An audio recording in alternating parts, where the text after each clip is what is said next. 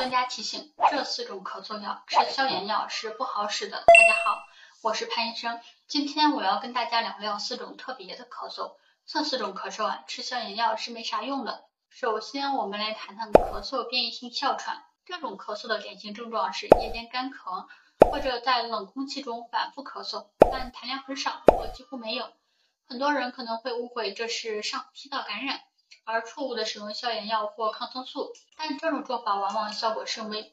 最重要的是，尽管咳嗽变异性哮喘的主要表现为咳嗽，但治疗这种病症的方法与治疗哮喘相同。接下来是上气道咳嗽综合征。这种咳嗽呢，通常由鼻腔分泌物向后流动引起的，比如鼻涕、鼻腔分泌物或鼻窦分泌物过多，有时呢会感觉鼻涕流入咽喉，甚至有人可能会咽下。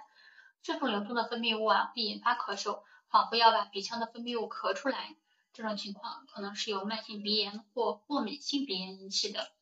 对于这种非炎性的分泌物，消炎药同样无效。第3种是嗜酸性粒细胞支气管炎，患者呢主要表现为干咳，可能伴有少量白痰，痰中嗜酸性粒细胞含量较高。对于这类患者，抗生素治疗同样无效。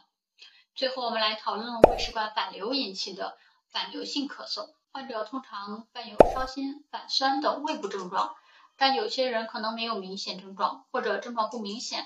然而他们可能会在夜间出现咳嗽或胸闷等症状，这并非炎症，而是胃酸反流进入食管引起的。一些患者表现为咳嗽，而另一些则可能表现为胸闷。这种病症容易被忽视，但它并非由细菌感染引起。对于前3种咳嗽，无论痰量多少，中医认为它们都是由肺气不利、肺气宣调失常所导致的。咳嗽是肺气丧逆的表现，可能伴有或不伴有痰。